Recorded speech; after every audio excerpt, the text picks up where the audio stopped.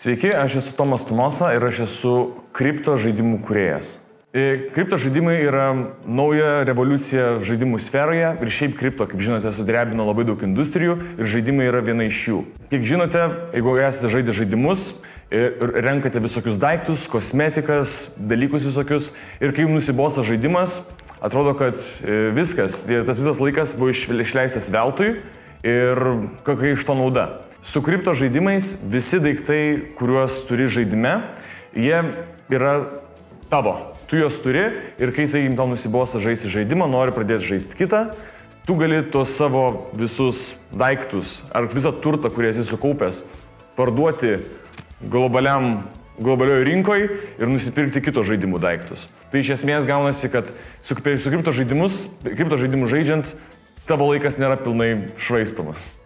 Pačiam žaidėjui, kai žaidėjas žaidžia kripto žaidimą, jis turėtų to nežinoti. Jis turėtų nesupras, kad čia yra kripto, kad čia kažkokie blockchainai, kad čia kažkas. Tai turi būti viskas labai abstrakčiai padaryta. Ir tai yra mūsų kūrėjų darbas tai padaryti. Pats žaidimo kūrimas yra įlendi į kodą, sėdi per dienas kodinį, turiu komandą, kuriai aš duodu darbų, mano mergina, mano sesė, daro piešia, daro 3D modelius, tai aš gaunasi kaip žaidimų kūrėjas, aš kartu ir esu menedžeris, aš duodu jam darbus, sakau, man reikia to, kada greitai, kada gali man tai duoti.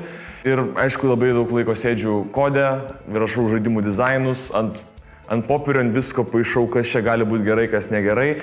Tai iš esmės yra labai daug kūrybinio darbo. Kai tai buvau mokykloje, koks 10-okas, 11-okas, aš visą laiką jau norėjau būti tik aktorius, dainininkas ir toks kūrybininkas, žodžiu. Bet pasitrynęs tose sferose, aš kažkaip supratau, kad man ten per daug tokia tuštybių mūgė, man ten neužteko kažkokio protinio judesio. Man reikėjo kažko, kad man patiko mokykloje matematika, man patiko informacijos technologijos, patiko.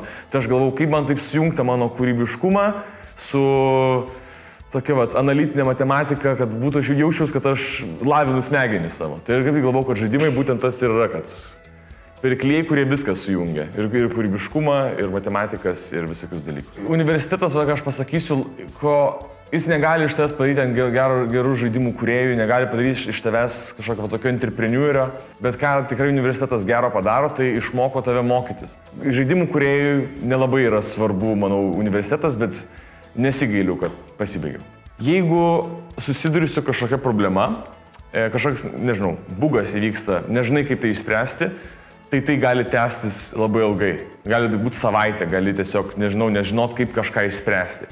Ir tai labai yra didelis smūgis, kaip pasakyti, toksai mental, toksai smūgis, kur tiesiog tu gali užsiblokuoti, pradėti labai stresuoti ir galvoti, kas jeigu aš niekada gyvenime neišspręsiu šitą dalyko.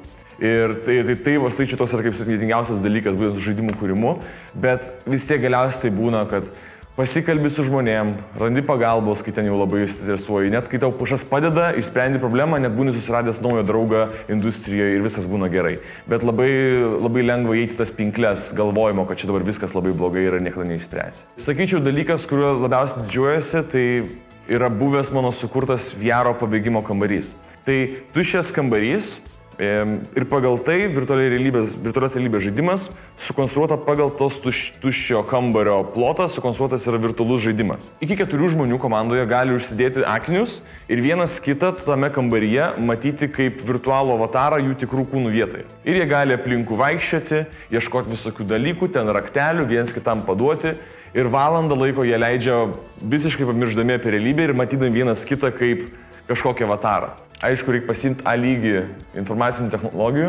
Gal ten jūs ir neišmokys kaip žaidimus kurti, bet jūs išmokys paprastą logiką. Matematika taip pat labai svarbu. Nereikės jums žaidimų kūrime ten spręsti visokių integralų, išvestinių ir visokių dalykų, bet tai labai bus naudinga. Ir kas dar norėjau pasakyti labai vieną svarbų dalyką, jeigu kursit žaidimus, ypač jeigu 3D, ir 2D žaidimus tas pat, jūs labai suprasite, kam reikalingi vektoriai. Aš kai buvau mokykloje, sprendžiau tos vektorius, kodėl linijos eina rodiklės, ką čia reiškia, kodėl, kas rodiklės. Jeigu kursit žaidimus, suprasit, kas yra vektoriai ir šiaip, ne tik vektoriai, suprasit, kas yra sinusai, kosinusai, tangentai, ką tai reiškia, kam to reikia, labai gražiai žaidimuose vizualiai tai yra perteikiama.